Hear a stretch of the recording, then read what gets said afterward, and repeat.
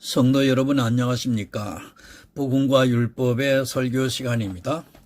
이 시간에는 262번째 시간으로 어제나 오늘이나 영원토록 동일하시니라 라고 하는 히브리서에 기록된 말씀을 가지고 설교를 올려드리고자 합니다.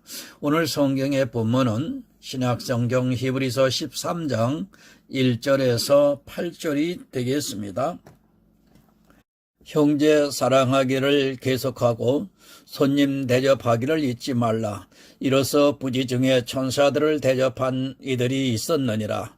자기도 함께 갇힌 것 같이 갇힌 자를 생각하고 자기도 몸을 가졌은즉 학대받는 자를 생각하라. 모든 사람은 혼인을 귀히 여기고 침소를 더럽히지 않게 하라.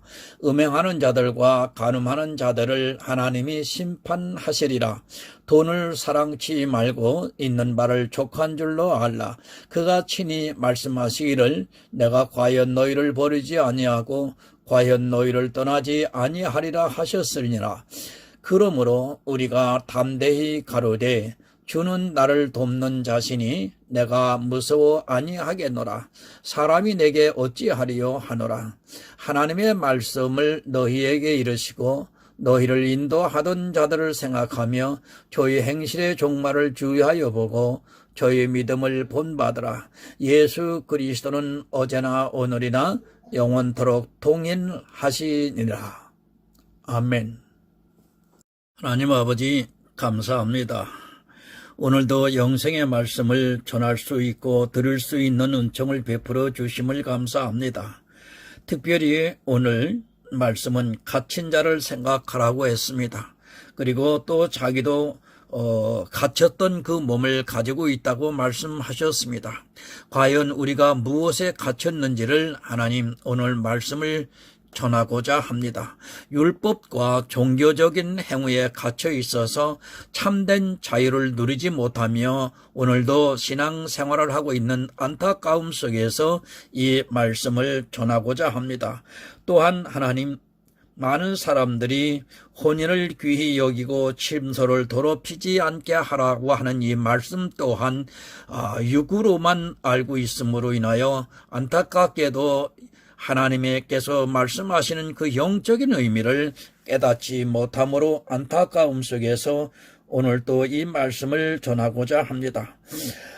음행하는 자들과 간음하는 자들이 하나님이 심판하시리라 라고 하는 이 말씀 또한 하나님 전하고자 합니다.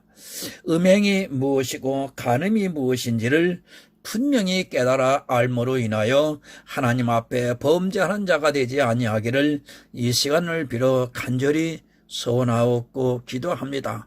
오늘 바로 전하고 바로 깨달아서 믿음으로 구원에 이르는 하나님의 아들들이 많이 탄생되기를 간절히 소원하면서 예수 그리스도의 이름으로 기도드리옵나이다.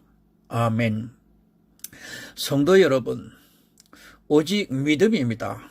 그러나 이 믿음에 대해서 너무도 오해를 하는 사람들이 많이 있고 믿음이 무엇인가를 모르고 신앙생활을 하고 있는 것이 오늘날 교회 안의 실정입니다. 그것은 한마디로 하면 저주에 가깝고 자기 영혼에 대해서 너무도 무관심하다고 밖에 말할 수 없다는 것을 알아야 합니다. 여러분, 정말 모르면 사망입니다. 행위를 조금 잘하고 못하고는 사실 우리가 살아가는 데 있어서 별 큰 문제가 되지 않지만 믿음을 모르게 되면 그토록 바라던 천국에 들어가지를 못하고 오히려 저주를 받는다는 것을 생각하셔야 합니다. 그 저주는 이 세상 사람과 다른 특별한 저주라는 것을 기억해야 하고 성도는 자기에게 믿음이 있는가를 늘 확증하면서 살아가야 합니다. 성경은 우리가 믿을 수 있게 하기 위해서 기록한 말씀입니다. 이 세상의 경전과 같이 조금 더 선하게 살고 의롭게 살기 위해서 성경을 기록한 것이 아니라 오직 믿음을 가르쳐 주기 위해서 기록한 말씀입니다. 이 세상의 모든 경전은 사람이 세상에 살아가면서 어떻게 살아가야 하는가에 대한 도리를 가르치고 있습니다. 하지만 성경은 인생이 처음부터 죄를 지었다는 것을 시작으로 해서 살인이 나오고 또 자부와 동정을 하는 말씀들이 나오고 있습니다. 이 세상 경전에는 도저히 있을 수 없는 말씀입니다. 세상의 어느 종교의 경전에서 살인을 하는 장면이 나오고 또 자부와 통정을 해서 아들을 낳는 것이 나오며 또 아버지의 첩과 통관을 하는 말씀이 나오고 있습니까? 하지만 성경은 창세기부터 그런 말씀들이 나오고 있는 이유는 바로 우리에게 행위를 잘 하라고 하는 것이 아니라 믿음에 대해서 가르쳐 주시기 위해서입니다. 착각하지 마시기 바랍니다. 내 형제를 사랑하고 내 이웃을 사랑하는 그 근본은 모두가 영혼 구원에 있다는 것을 알아야 합니다. 내 모든 것을 다 내어주면서 형제를 사랑하고 내 이웃을 사랑했다 해도 그 영혼이 구원을 받지 못한다면 그는 절대로 사랑한 것이 아닙니다. 성경을 바로 알아야 합니다. 그러나 요즘은 말씀이 바로 전해지지가 않고 있습니다. 거의 율법의 행위를 가르치고 있거나 아니면 누가 추천을 해서 가보면 역시 경건주의 색채가 뚜렷하게 드러나고 있습니다. 참으로 안타까운 것은 그런 설교들을 일반 교인들이 분별할 수 있는 능력이 없다는 것입니다. 진리의 성령이 임하시면 그래도 그것이 바른 것인가 아닌가를 분별할 수 있는데 사실 이 시대에 성령이 임재한 성도가 그렇게 많지를 않습니다. 누군가가 이야기를 합니다. 어느 목사님이 정말로 진리를 전하고 있다고 해서 저도 기쁜 마음으로 가보면 역시 저를 실망시키고 있습니다. 조금 다를 뿐이지 그 안에 담겨져 있는 사상의 전체는 결코 다르지 않다는 것을 쉽게 알 수 있는데도 안타깝게도 그것을 분별을 하지 못하고 있습니다. 믿음을 전해야 합니다. 예수 그리스도를 어떻게 믿는 것이 바른 것인가를 전해야 하는데 역시 그것을 잠깐 언급을 했을 뿐 진리 안으로 들어가지를 못하고 있습니다. 정말 안타까운 것은 자기는 율법주의를 비판하고 있으면서도 또 다른 율법에 매여 있는 것을 볼 수 있습니다. 교회를 비판하면서도 자기 역시 자기들만의 교회를 만들려고 하고 있습니다. 성경에서 말씀을 하고 있는 그런 교회가 아니라 자기들이 비판을 하고 있는 그들과 조금 다른 모습의 교회를 만들려고 하고 있습니다. 역시 행위입니다. 다른 교회의 행위를 비판하는 그들이 역시 행위에 대해서 이야기를 하고 있는 것이 참으로 아이러니컬한 문제이기도 합니다. 그런데 일반 교인들은 그렇게 다른 것만으로도 마치 진리가 전해지고 있는 것으로 오해를 하고 있습니다. 그들과 다른 행위를 주장하는데 그것을 보고 다만 그들과 다른 행위를 주장하는 것으로 만족을 하고 있습니다. 오직 진리입니다. 그가 어떻게 행위가 달라지느냐 하는 것은 아무런 의미가 없다는 것을 알아야 합니다. 강도짓을 하는 것을 비판하고 자기는 도적질을 하고 있다면 무엇이 다르겠습니까? 쉽게 말씀을 드려서 자기가 비판을 하는 교회가 강도짓을 하는 것을 비판하고 있고 나는 그것만으로 안 된다 하면서 도적질을 하는 것을 비판하고 있다면 무엇이 다르겠습니까? 마찬가지입니다.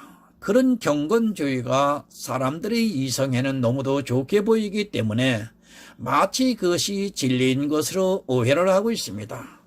주일에 대해서 너무 율법적인 틀을 깨고 있으면서 자기도 역시 다른 모양으로 지키려 하고 있다면 여러분 무엇이 다르겠습니까? 그런데 사람들은 참으로 묘해서 그것이 다른 것만으로도 진리가 있는 것으로 오해를 하고 있습니다. 정말 바로 하시기 바랍니다. 종말에 가까울수록 많은 말씀이 홍수와 같이 쏟아져 나오고 있습니다. 그 말씀들 중에서 진리를 분별하지 못하게 된다면 결국 사망에 이른다는 것을 명심해야 합니다. 요한계시록에 나오는 큰 음녀의 심판은 결국 정보의 바다에 사는 이 시대가 어떻게 변할 것을 말씀을 하고 있습니다. 말씀이 홍수와 같이 넘치고 있고 그것을 다 볼 수 없는 그런 시대를 살아가고 있습니다. 여러분, 깨어 있으시기 바랍니다. 진리에 대해서 깨어 있지 않는다면 여러분은 큰 음녀에게 속아서 그의 말에 미혹이 되고 말 것입니다. 제가 쓰는 설교가 다 맞다고는 생각하지 않습니다. 하지만 저는 최소한 행위에 대해서 가르치려 하기보다는 믿음에 대해서 그리고 예수 그리스도에 대해서만 가르치려고 노력을 하고 있습니다. 저 역시도 인생인지라 성경을 볼 때마다 어렵다는 것을 느끼고 있습니다. 성경 본문 1절 2절을 보겠습니다. 형제 사랑하기를 계속하고 손님 대접하기를 잊지 말라. 이로써 부지 중에 천사들을 대접한 이들이 있었느니라. 형제를 사랑하라. 그저 그가 육체적인 가난을 도와주는 것이 하나님께서 우리에게 형제를 사랑하라고 하신 말씀입니까? 솔직히 목사인 제가 보아도 교회 안에서 그런 것으로 형제를 사랑하는 사람보다는 이 세상에 있는 사람들이 더 잘하고 있다는 생각을 지울 수 없습니다. 정치 이야기는 하고 싶지 않습니다. 그러나 교회 안에 정치 이야기를 하면서 아주 저주의 말을 하고 있는 목사들을 볼 수 있습니다. 저도 북한이 바로 서기를 바랍니다. 그들의 인권이 회복이 되고 빨리 우리나라의 힘으로 통일이 되기를 바라고 있습니다. 그러나 일부 목사들은 그 북한에 대해서 아주 저주를 하고 있고 또 이 시대에 자기들에게 동조를 하지 않는 사람을 보면 무조건 종북주의자로 매도를 하고 있습니다. 그리고 원수라고 합니다. 북한을 보는 시각이 그렇게 다릅니다. 물론 공산주의는 원수가 될 수 있을지라도 북한은 여러분 우리와 한 형제입니다. 성경에서 뭐라고 말씀을 합니까? 원수를 사랑하라고 말씀을 하고 있습니다. 그 목사는 성경 말씀 자체를 따르지 않고 있는 그저 정치꾼에 불과하다고 저는 생각을 하고 있습니다. 진정으로 형제를 사랑하시기 바랍니다. 마태복음 10장 36절에 보면 이렇게 기록하고 있습니다. 사람의 원수가 자기 집안 식구리라. 누가 원수입니까? 나와 가장 가까운 집안 식구들이 원수라고 말씀을 하고 있습니다. 왜 이런 말씀을 했느냐 하면 집안 식구들은 너무 가까워 내가 아무리 진리를 알고 있다 해도 그들과는 다툴 수 없기 때문입니다. 진리보다 사람의 정이 그렇게 우리 믿음을 방해하고 있기 때문에 예수님께서는 이런 말씀을 하셨습니다. 북한이 원수입니까? 아니, 일본이 원수입니까? 아닙니다. 우리 원수는 내 영혼의 구원을 방해하고 있는 가장 가까이 있는 정에 묶여 있는 사람들이라는 것을 바로 알아야 합니다. 그럴지라도 우리는 그 형제를 사랑해야 합니다. 내가 사랑을 함으로써 그 영혼이 바로 선다면 그것은 분명히 하늘의 귀한 상급이 될 것이기 때문입니다. 내 원수는 육체의 대적이 아닙니다. 내가 진리를 바로 알아가는 데 있어 방해가 되고 있는 정에 묶여 있는 그 사람이 원수입니다. 그럴지라도 우리는 그 원수까지도 사랑함으로써 내가 가지고 있는 진리의 복음을 전해야 합니다. 내 사랑으로 그 영혼의 구원을 받는다면 얼마나 귀한 일이겠습니까? 손님 대접하기를 힘쓰라고 말씀합니다. 이 세상의 손님이 아니라 바로 천사를 대접하라는 말씀입니다.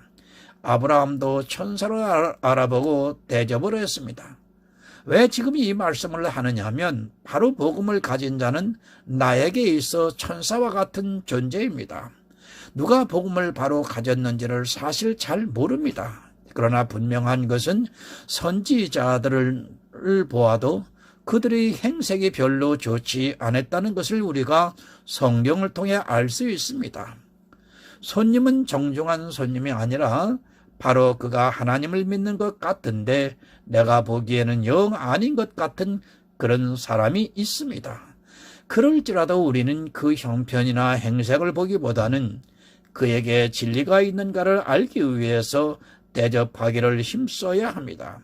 사실 부지중에 오는 손님은 별로 행색이 좋지를 못합니다. 하지만 그에게 혹시라도 복음이 있다면 내가 대접을 함으로써 그 복음을 들을 수 있는 축복이 임한다는 것을 생각하시기 바랍니다. 본문 3절을 봅니다. 자기도 함께 갇힌 것 같이 갇힌 자를 생각하고 자기도 몸을 가졌은즉 학대받는 자를 생각하라. 표준세 번역을 참고로 보겠습니다. 감옥에 갇혀 있는 사람들을 생각하되 여러분도 함께 갇혀 있는 심정으로 생각하십시오. 여러분도 몸이 있으니 학대받는 사람들을 생각하십시오. 좀 쉽게 번역이 되었습니다. 여러분, 감옥이 무엇입니까? 이 세상 모든 사람들은 옥에 갇혀 있는 사람들입니다. 지옥에 갇혀 있습니다. 예수 그리스도의 은혜로 구원을 받지 못한 모든 사람은 옥에 갇혀 있다는 말씀입니다. 우리 주변에 이런 사람들이 얼마나 많이 있습니까? 특히 교회 안에 나와 있으면서도 주님께서 주시는 자유를 누리지 못하고 율법에 매여 있는 사람들이 거의 다입니다. 사단에게 갇혀 있습니다. 하지만 그들은 전혀 그것을 깨닫지 못하고 있습니다. 어둠의 일을 하고 있으면서도 자기는 빛의 일을 하고 있다고 하면서 행위에 열심을 내고 있는 사람들이 얼마나 많이 있습니까? 지옥에 갇혀 있으면서도 단지 교회에 나왔다는 그것으로 자기들이 자유하다고 오해를 하고 있습니다. 정말 그들을 생각하시기 바랍니다. 물론 이 세상 사람들도 옥에 갇혀 있지만 교회 안에 있으면서도 형제라고 부르면서도 옥에 갇혀 있는 사람들이 지금 얼마나 많이 있습니까? 그들을 형제로 생각하고 또한 나 역시도 그랬던 적이 있었던 것을 생각하면서 그들을 진심으로 사랑해서 그 영혼들을 어떻게 하든지 구원해야 하는 것이 복음이 있는 성도들의 사명입니다. 학대를 받고 있습니다. 그러나 자기가 학대를 받고 있다는 것조차 생각 못하고 있는 사람들이 얼마나 많이 있습니까? 누가 학대를 하고 있습니까? 교회 안에서 율법의 의를 내세우면서 그 율법에 의해 따라오지 못하고 있는 사람들을 학대하고 있습니다. 그들이 원하는 율법에 의해 따라오지를 못하고 있으면 어떻게 하든지 그렇게 만들려고 학대를 하고 있습니다. 아니, 학대가 아니라 강도짓을 합니다. 하나님을 위한다고 하면서 또 자기를 위해서라고 하면서 자기들이 요구하는 율법의 의를 가지라고 가난한 자들을 학대하고 있습니다. 이 시대의 교회가 어쩌면 예수님께서 오셨을 당시의 이스라엘을 점점 닮아가고 있는지 참으로 안타깝기만 합니다. 내가 할 수 있다고 남도 다 하라고 하지 마시기 바랍니다. 우리는 가장 가난한 자가 기준이 되어야 합니다. 하지만 지금의 교회는 이스라엘과 같이 너무 기준을 높게 잡고 있습니다. 그렇게 기준이 높은 것 자체가 바로 가난한 자를 학대하고 있는 것입니다. 월수입 100만 원이 되는 사람에게 과연 이 시대의 교회에 나갈 수 있다고 생각합니까? 더구나 그 나이가 50대 정도 된다면 교회에서 죽은 듯이 살든지 아니면 나갈 수 없다는 것을 알아야 합니다. 그 정도로 교회가 기준이 높아졌습니다. 본문 4절을 봅니다. 모든 사람은 혼인을 귀히 여기고 침소를 더럽히지 않게 하라. 음행하는 자들과 간음한 자들이 하나님의 심판하시리라. 제가 서두에 이 본문을 가지고 기도를 했습니다. 오늘 정말 이 음행과 간음이 무엇이고 이 둘을 행하는 자는 하나님께서 심판하신다고 하시는 이 문자적인 이 말씀이 오늘 영적으로 분명히 깨달아서 음행이 무엇이고 간음이 무엇인지를 정확하게 아시고 그거로부터 회개하고 복음으로 참된 믿음으로 돌아오는 역사가 있으시기를 간절히 부탁드립니다. 누구와 혼인을 했습니까?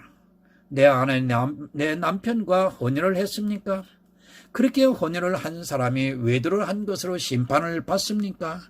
만약 그렇다면 여러분은 예수 믿지도 마시기 바랍니다. 예수님께서 여자를 보고 음욕을 품는 자는 이미 간음을 했다고 말씀을 하고 있습니다. 이 세상에 어떤 남자가 예쁜 여자가 자기에게 오면 음욕을 안 품을 수 있겠습니까?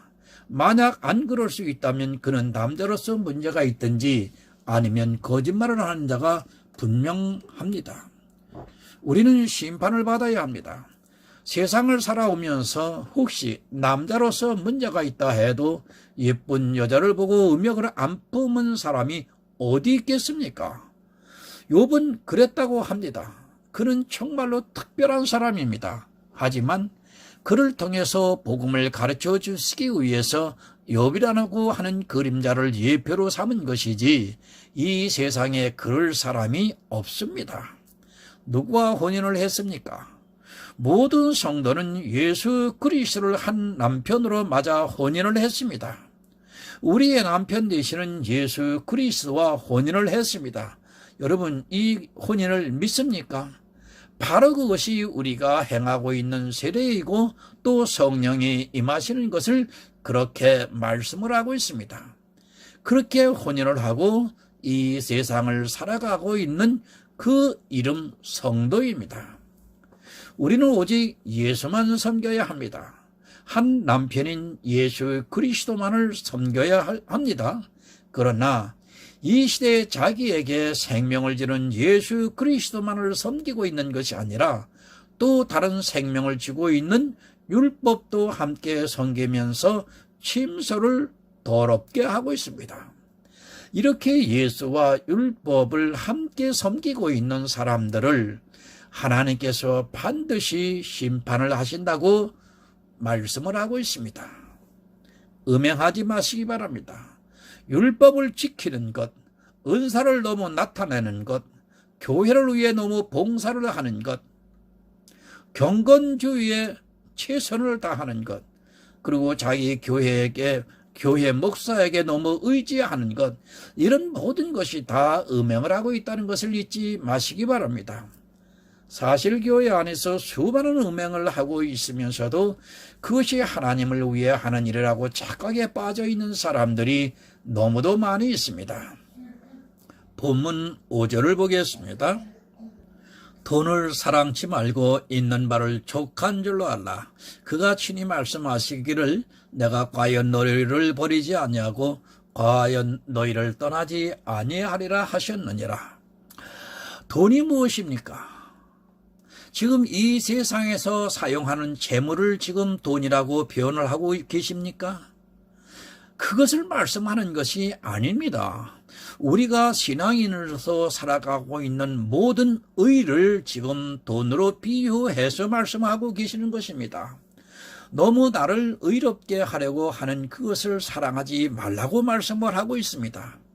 물질의 부자는 천국에 갈 수 있어도 자기 의의 부자는 절대로 천국에 들어갈 수 없다는 것을 여러분 이 시간 명심하시기를 바랍니다. 여기서 돈을 사랑하지 말라고 해서 만약에 이것을 문자적으로 지킨다면 교회에서는 돈에 대해서 이야기를 하지 말아야 됩니다. 헌금도 하지도 말고 받지도 말아야 됩니다. 그러나 이 말씀을 외면하고 오히려 헌금을 더 강조하면서 그것에 열심을 내는 오늘날 기독교 안에 종교인들이 너무도 많이 있습니다. 내 의도 하나님이 주신 것입니다. 우리의 체질을 누가 만드셨습니까? 말로는 하나님이 만드셨다가 하면서도 실제 그들은 그것을 인정을 하지 않고 있습니다. 하나님이 만드셨다면 만든 대로 이 세상에서 살아가는 것이 정답입니다. 너무 나를 의롭게 그리고 경건하게 만들려고 하는 것은 하나님께서 나를 만드신 것을 아주 기분 나빠하고 있는 것입니다. 바로 뒤에 대답이 나옵니다. 내가 과연 너희를 버리지 않냐고 과연 너희를 떠나지 아니하리라 하셨느니라 라고 분명하게 말씀을 하십니다. 무슨 말씀이냐면 의롭지 않아서 혹시 내가 이렇게 살다가 구원을 못 받을까 생각하지 말라는 말씀입니다. 내 행위와는 상관없이 주님께서 붙들어 주시면 마녀보다 크시기 때문에 어느 누구도, 아니 사단이라도 그 손에서 내 자신을 빼앗을 수 없다는 말씀입니다. 주님이 붙잡아 주시면 여러분 되는 것 아닙니까? 주님이 버리지 않겠다고 하시고 주님께서 나를 떠나지 않겠다고 하시는데 무슨 걱정을 하고 있습니까? 조금 더 의롭게 하려고 하는 것이 무슨 의미가 있습니까? 아이들에게는 부모가 절대적입니다. 부모가 버리지 않고 떠나지 아니하면 아이는 안심을 합니다. 자기가 의로워지려고도 하지 않고 그저 사랑만 받고 살아갑니다. 그런데 교회 안에 있는 사람들은 자기가 의로워지려고 너무도 돈을 사랑하고 있습니다. 여러분, 방종하라는 말씀이 아닙니다. 어차피 우리는 사단을 이기지 못한다는 것을 철저히 인정해야 합니다. 내가 사단을 이겨서 죄를 안 짓는 것이 아니라 사단은 이미 죽어 있는 자, 돈을 사랑하는 자를 그냥 내버려 두고 있습니다. 아니 오히려 그가 돈을 더 사랑하게끔 도와주고 있습니다. 그래야지만 그가 예수를 안 믿을 수 있다는 것을 너무도 잘 알고 있습니다. 정말 믿으세요. 나를 의롭게 하려고 하기보다는 예수님께서 나를 버리지 아니하시고 또 나를 떠나지 않는다는 것을 믿으시기 바랍니다. 그런 성도는 굳이 자기의 육체의 모양을 내려고 노력을 하지 않습니다. 그런 것에서 매여 옥에 갇혀 있지를 않습니다. 본문 6절을 봅니다. 그러므로 우리가 담대히 가로되 주는 나를 돕는 자시니 내가 무서워 아니하겠노라. 사람이 내게 어찌하리요 하노라. 믿음입니다. 사실 주님께서 나를 돕는지 안 돕는지는 육체적으로는 도무지 모르고 살아가고 있습니다. 아니 초대교회 성도들은 돕는 것이 아니라 아예 무시를 해서 그들이 순교를 당할 수밖에 없었습니다. 돕는지 안 돕는지는 오직 믿음으로 되는 것입니다. 예수님께서 네 믿음대로 될지어다 라고 말씀을 하셨습니다. 그렇게 믿는 자는 그 영혼을 돕고 있습니다. 여러분, 율법에 무서워하지 마시기 바랍니다. 내가 율법을 무서워하고 있고 그것을 안 지킨 것으로 인하여 무서워하고 있다면 반드시 그 무서워하는 것이 임하게 됩니다. 누가 그랬습니까? 욥은 철저한 율법주의자였습니다. 그래서 자기가 혹시라도 율법을 어길까 해서 늘 그것을 두려워하고 무서워했습니다. 욥은 정말 율법으로부터 진노를 받을까 무서워했습니다. 그런데 어찌 되었습니까?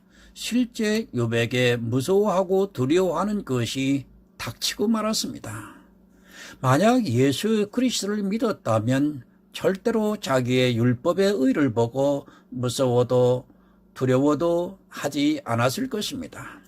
하지만 욥은 예수 그리스도를 몰랐기 때문에 오직 자기 눈에 보이는 율법의 의를 보면서 혹시 죄를 짓지 않았나 하면서 무서워하면서 그렇게 살았습니다. 예수 그리스도를 여러분 마음으로 믿으시기 바랍니다. 그가 내 우편에 계시니 내가 요동치 아니한다고 다윗은 시편에서 고백을 하고 있습니다. 다윗이 죄를 안 져서 요동치 아니한 것이 아니라 대제사장으로서 계시는 예수를 보았기 때문에 무서워하지 않을 수 있었습니다. 비록 자기는 죄인의 모습일지라도 예수 그리스도의 십자가로 대속을 입었다는 것을 믿고 요동하지 않았습니다. 여러분, 사람의 말에 미혹되지 마시기 바랍니다. 사람은 늘 누구나 의롭고 선하게 살라고 강요를 하고 있습니다. 그렇게 살지 못하면 율법에 의가 없으면 천국에 가지 못한다고 강조를 하고 있습니다. 설령 누군가가 그런 말을 할지라도 내 안에 예수가 있으면 그런 말을 듣고도 절대로 무서워하지 않을 수 있습니다. 우리 주님은 나를 버리지도 떠나시지도 않을 것을 믿고 있기 때문입니다. 사람이 원수입니다. 그들은 늘 이 세상의 이성적인 지식을 가지고 진리를 해석시키고 있습니다. 이 세상의 모든 지식은 사실 율법주의라는 것을 분명히 알아야 합니다. 사람은 모두가 뼛속부터 율법주의이기 때문에 그들의 입에서 나오는 말은 다 율법주의라는 것을 알아야 합니다. 오직 우리가 믿는 예수 그리스도만이 믿음을 통해 의롭게 되는 것을 가르쳐주고 있습니다. 본문 7절을 봅니다. 하나님의 말씀을 너희에게 이르고 너희를 인도하던 자들을 생각하며 저희 행실의 종말을 주의하여 보고 저의 믿음을 본받으라. 참고로 표준새 번역을 보겠습니다. 여러분의 지도자를 기억하십시오. 그들은 여러분에게 하나님의 말씀을 일러주었습니다. 그들이 어떻게 살고 죽었는지를 살펴보고 그 믿음을 본받으십시오. 사도들을 기억하라는 말씀입니다. 사도들은 율법을 가르친 것이 아니라 오직 예수 그리스도를 믿어서 구원을 받을 것을 가르쳐 주었습니다. 사도 바울도 내가 예수 그리스도 외에는 아무것도 알기를 원치 아니한다고 말씀을 했습니다. 성경을 보면 그렇습니다. 오직 예수만 전하고 있습니다. 하지만 이 시대는 예수가 여러분 사라졌습니다. 그 자리에 사람의 생각이 가득 차 있고 이 세상의 사상들이 들어오면서 율법주의가 만연을 하고 있습니다. 사도 바울이 갈라디아 교회에서 말씀을 한 것 같이 율법주의자들이 아주 속히 교회 안에 들어왔습니다. 사도들이 있던 그 시대도 그랬는데 지금은 말할 필요도 없습니다. 모든 선지자들은 예수를 전하다가 죽었습니다. 그것을 성경이 가르쳐주고 있습니다. 그들이 행위를 본받으라고 하지 않습니다. 사도들의 믿음, 선지자들이 믿음을 본받으라고 말씀을 하고 있습니다. 정말로 너무도 중요한 말씀입니다. 내가 본받아야 하는 것은 어떤 행위를 한 것이 아니라 오직 그들의 믿음을 본받아야 합니다. 하지만 사람들은 믿음을 본받으려 하기보다는 행위를 본받으려고 노력을 하고 있습니다. 사도 바울의 믿음을 본받기보다는 그가 한 이방의 복음을 전한 행위를 본받기 위해서 너무 억지로 그런 일들을 교회 안에서 행하고 있는 것을 보게 됩니다. 여러분, 행하는 것이 급하지 않습니다. 믿는 것이 급합니다. 순서가 뒤바뀌면 안 됩니다. 그리고 이 두 개가 함께 이루어지면 더더구나 안 됩니다. 오직 믿음입니다. 아무리 강조를 해도 지나치지 않습니다. 성도는 믿음을 생각하고 있고 가라지는 율법의 행위를 생각하고 있습니다. 그 생각에 따라 영혼의 구원을 받기도 하고 버림을 받기도 합니다. 본문 8절을 보겠습니다. 예수 그리스도는 어제나 오늘이나 영원토록 동일하시니라. 예수는 어제나 오늘이나 영원토록 동일하십니다. 이 말씀은 예수를 믿는 믿음은 언제나 동일하다는 것을 가르쳐주고 있습니다. 아브라함도 예수를 믿어서 구원을 받았고 다윗도 예수를 믿어서 구원을 받았고 사도들도 예수를 믿어서 구원을 받았고 또 초대교회 성도들도 예수를 믿어서 구원을 받았고 오늘을 살아가고 있는 여러분 역시도 예수를 믿어서 구원을 받는다는 말씀입니다. 예수를 믿기 위해서 내 행위를 해서 구원을 받는다는 것이 결코 아닙니다. 착각하지 마시기 바랍니다. 그러나 어찌하여 예수를 믿지를 못하고 있는지 이것이 오늘날 기독교 안의 현실입니다. 누가 믿지를 못하느냐 하면 세상에 있는 사람들이 아니라 교회 안에 들어와 있으면서 율법주의에 빠져 있어 돈을 사랑하는 사람들은 절대로 예수를 믿지 못하고 있습니다. 또 여기서 돈을 사랑한다고 그러니까 우리가 이 세상에서 살아가는 경제적인 것을 위한 화폐 단위를 생각하시면 안 됩니다. 제가 기도도 했고 앞전에 충분히 이 돈에 대해서 설명을 했습니다. 이것을 깨닫고 제 설교를 따라오셔야 이해가 됩니다. 말로는 입으로는 예수를 믿는다고 하면서 그들은 예수 그리스도의 십자가를 거절하는 행위를 아무 꺼리낌 없이 행하고 있습니다. 여러분 기독교 안에서 율법적인 종교적인 행위로 하나님을 섬긴다고 하는 것은 그것은 예수님이 이루신 십자가를 거절하는 행위가 된다고 하는 사실을 정말 생각하고 또 생각하시고 정말 이것을 분별하면서 여러분 마음으로 믿으셔야만이 구원이 보입니다. 동일한 믿음입니다. 행위는 비록 다를지라도 구원을 받는 성도가 가진 믿음은 모두가 동일합니다.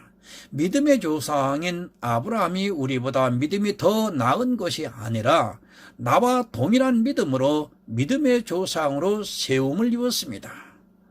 우리 성도는 동일한 믿음으로 예수 그리스도를 믿어야 합니다.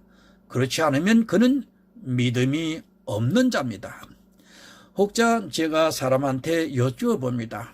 아브라함의 믿음과 오늘 당신이 믿는 믿음의 차이가 있습니까? 그렇게 질문을 해보면 많은 사람들이 아브라함이야 우리 믿음의 조상인데 내가 어떻게 그 믿음을 따라갈 수 있으며 그 믿음하고 같다고 생각을 합니까? 라고 하면서 굉장히 겸손한 척하면서 대답을 하는데요. 그렇게 대답하는 사람은 믿음이 하나도 없는 거예요. 자기 스스로 신념으로 믿는다고 하는 거지요. 여러분, 하나님의 주시는 믿음은 어제나 오늘이나 동일합니다.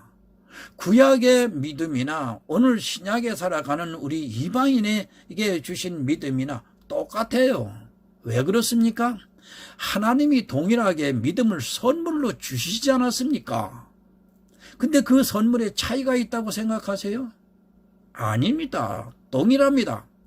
아브라함이 믿음으로 구원을 받았다면 오늘 이 시대를 가고 있는 내가 믿는 믿음 역시 동일한 겁니다. 그래서 구원에 이르는 거예요. 믿으시기 바랍니다. 예수 그리스도는 나를 버리지 않고 또 떠나지도 않는 분이라는 것을 믿으면 이 세상에서 두려울 것이 없습니다.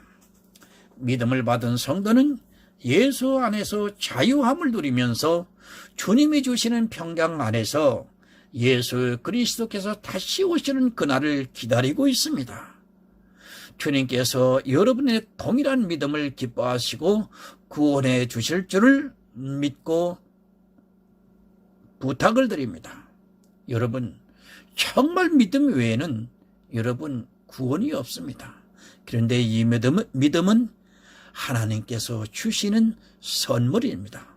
이 선물에 감사하면서 승리하는 성도가 되시기를 예수 그리스도 이름으로 부탁을 드립니다. 기도하겠습니다. 하나님 아버지, 하나님께서 세우셨다고 하는 이 땅에 수많은 교회들이 바른 복음을 가르치지 아니하여 깨닫지 못함으로 인하여 죽어가는 영혼들이 너무나 많이 있습니다. 하나님, 율법에 갇혀서 깨어나지를 못하고 있습니다. 율법을 가르치는 자들에게 하나님 지혜를 주셔서 복음으로 돌아오게 하시고 믿음 안에서 구원을 얻을 수 있기를 정말 간절히 소원하고 원합니다. 하나님께서 주시는 믿음을 율법주의자들이 종교 행위를 통해서 거절을 하고 있습니다.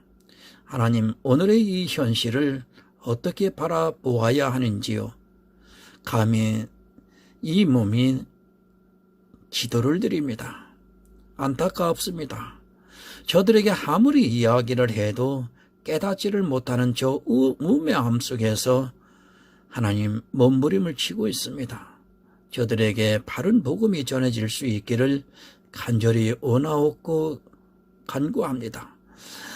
복음과 율법이라고 하는 이 매개체를 통해서 진리 안에서 정말 자유함을 누릴 수 있는 하나님의 백성이 많이 탄생되기를 오늘도 전하며 기도하며 간구하고 있습니다. 함께 하여 주시옵소서.